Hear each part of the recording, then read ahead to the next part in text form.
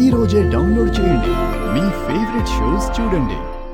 Doctor గారు, మామూలు ఎక్సర్సైజ్ని resistance band ఉపయోగించి చేస్తే గనక డబుల్ ఫలితం వస్తుందని మీరు చెప్తూ ఉంటారు కదా. అవునమ్మా. అలా ఎందుకు జరుగుతుంది? ఆ వ్యాయామాలు ఏంటో ఒకసారి చూద్దామా? ఇప్పుడు ఈరోజు చూపించే వ్యాయామాల్లో చేతులకి, కాళ్ళకి, జబ్బలకి, తొడలకి, అన్ని భాగాలకి లాభం కలిగే విధంగా ఇప్పుడు బ్యాండ్ అనేది మనం సాగతీయాలనుకోండి, మనం ఎక్కువ బలాన్ని పెట్టాలి. పొట్టి చేతులు ఎట్లా అనేదానికంటే బ్యాండ్తో అంటే చేతులు కలపటమే ఒక లాభం.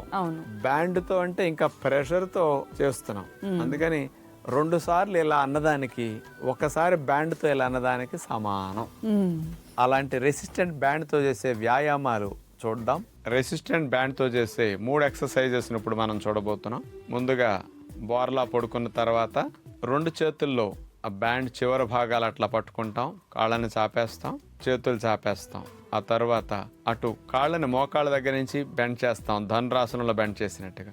ఈ బ్యాండ్ 2 పాదాలు దాటేటట్లు అట్లా తీసుకెళ్తాం, మళ్ళా చాపేస్తాం, మళ్ళా నడుముని వెనక్కి విరిచి కాళ్ళు దాటించాలి ఆ బ్యాండ్ని.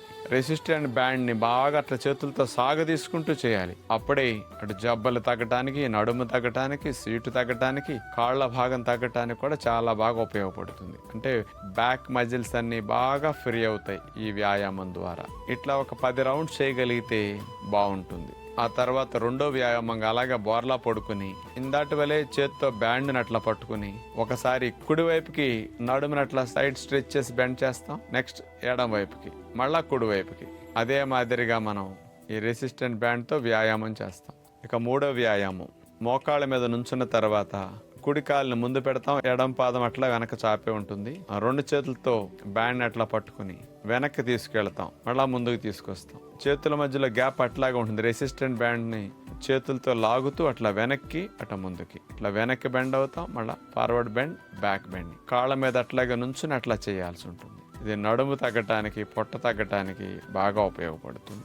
జబ్బల భాగంలో ఉండే కొవ్వు తగ్గటానికి, షోల్డర్ జాయింట్ స్టిఫ్నెస్ తగ్గటానికి కూడా ఈ వ్యాయామం బాగా ఉపయోగపడుతుంది. ఇట్లా ఒక 10 రౌండ్స్ చేసిన తర్వాత సుమారుగా కాళ్ళను మార్చి కుడి కాలు వెనక్కి ఉండేటట్టు, ఎడమ కాలు ముందు ఉండేట్టు పెట్టేసి ఇందాటి వల్ల చేతులు పట్టుకుని ఏ కాలు ముందుంటే ఆ చేయి ముందు ఉంటుంది, ఏ కాలు వెనక్కి వెళితే ఆ చేయి వెనక్కి పెట్టి అట్లా చేస్తాం అనమాట. ఇలాగే ఒక 10 రౌండ్స్ చేయగలిగితే ఈ వైపు కూడా బాగుంటుంది. ఇలాంటి టెర్రా బ్యాండ్స్తో అనేక రకాల వ్యాయామాలు సులభంగా చేయగలుగుతాం. దాన్ని లాగుతూ చేయటం వల్ల పొట్టిగా చేతులు కదిపిన దానికంటే ఇంకెక్కువ ఫలితం వస్తుంది. కాబట్టి ఇలాంటి పద్ధతులు బ్యాండ్స్ కొనుక్కుంటే చేయటానికి చాలా బాగుంటాయి, ప్రయత్నించండి. మీ చేతులకి, కాళ్ళకి, వీపు భాగానికి, కండాలకి మంచి బలాన్ని పెంచడానికి ఇలాంటివి బాగా ఉపయోగపడతాయి. పూర్వం రోజుల్లో చూడండి, జిమ్ చేసేవాళ్ళు వాళ్ళందరూ రకరకాల స్ప్రింగులు ఇంట్లో పెట్టుకున్నట్టు లాగుతూ ఉండేవాళ్ళు. అవి కొనింట్లో పెట్టుకుంటారు.